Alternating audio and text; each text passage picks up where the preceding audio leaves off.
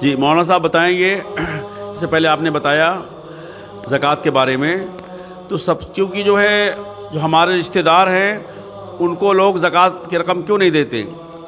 زیادہ تر لوگ جو ہے مدرسے کو یا کسی مسکین کو تلاشتے ہیں تب دیتے ہیں، تو مدارس کو زیادہ لوگ دیتے ہیں، عام طور سے مسکین کو تلاش کرتے ہیں، اپنے رشتہ داروں کو بھول جاتے ہیں۔ کیا رشتہ داروں کو جب دینا مطلب پہلے رشتہ دار کو دینا چاہیے تھا، لیکن لوگ نہیں دیتے، وجہ اس کی کیا ہے؟ آپ اس کو واضح طور پہ فرمائیں۔ دیکھیے، آپ نے بہت اچھا سوال پوچھا ہے کہ آج کل معاشرہ الٹا نظر آ رہا ہے کہ رشتہ داروں کو ہم نہیں دیتے ہیں، حالانکہ سب سے پہلا حقدار رشتہ دار ہے، سب سے پہلا حق انہی کا ہے۔ دیکھیے، دو بڑی وجہ ہے۔ ایک بڑی وجہ یہ ہے کہ ایک حسد ہے۔ حسد، ہم چاہتے ہیں کہ ہم ترقی کریں، ہمارا بھائی کسی اعتبار سے ایک بھائی اچھا کھائے، اچھا پیے، اچھا پہنے، لیکن وہ بھائی دوسرے بھائی کو اچھا دیکھنا نہیں چاہتا ہے کہ وہ بھی اچھا کھائے، اس کے بچے بھی پڑھیں، اپنے بچوں کو بہت بہترین شاندار اسکول میں مدرسے پڑھائیں گے، لیکن ایک بھائی ہے، ایک بہن ہے یا رشتہ دار ہے، ضرورت مند ہے، ان کے بچے نہیں جا رہے ہیں تو ان کی فکر نہیں کرتے۔ کیوں؟ ہمارا بچہ پڑھے، ہمارا ڈاکٹر بنے، انجینئر بنے، بھائی کا کیوں بنے گا؟ تو پہلی چیز حسد ہوتی ہے، حسد کی بنیاد پہ لوگ یہ کام نہیں کرتے ہیں۔ دوسری چیز جو بڑی وجہ بنتی ہے وہ یہ ہے کہ انسان وہ انا کہتے ہیں، انا کے شکار کی وجہ سے، جیسے رشتہ داروں میں عام طور پہ بنتی نہیں ہے، کوئی انبن ہو گئی، آپ ہمارے رشتہ دار ہیں، ہم آپ کی بہت سی باتوں سے ممکن متفق نہیں ہو سکتے، ہم آپ کی بات سے متفق نہیں ہیں، یا ہم اپنی خوشی اور غمی میں آپ کو شریک نہیں کیے، تو آپ پھر ہم سے نظر انداز کر لیتے ہیں، نظر انداز کرتے ہیں، قطع تعلق کرتے ہیں۔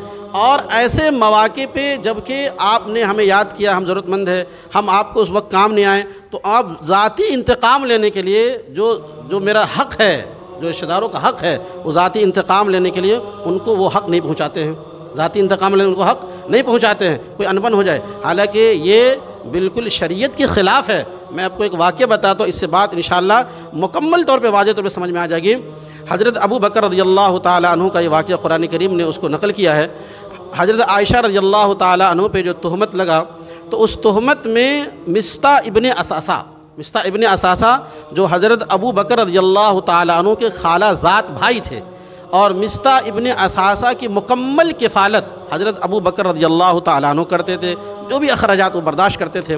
لیکن جب حضرت ابو بکر رضی اللہ تعالیٰ عنہ کو اس بات کی خبر ملی کہ میری بیٹی پہ جو اتنا بڑا تہمت لگا ہے، اس میں کہیں نہ کہیں مصطح ابن اثاثہ بھی جو ہے اس میں حامی بھرا ہے، اس میں شامل ہے، تو حضرت ابو بکر رضی اللہ تعالیٰ عنہ قسم کھا لی کہ میں قسم کھاتا ہوں کہ آج کے بعد مصطح ابن اثاثہ کو کچھ بھی نہیں دوں گا، اس کی کفالت نہیں کروں گا۔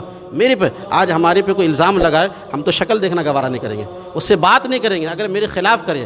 اللہ نے قرآن کریم میں اس کو نقل کیا، وَلَا يَأْتَلِ أُولِي الْفَضْلِ مِنْكُمْ وَالسَّعَةِ أَنْ يُؤْتُوا أُولِي الْقُرْبَى وَالْمَسَاكِينِ وَالْمُهَاجِرِينَ إِلَى آخر۔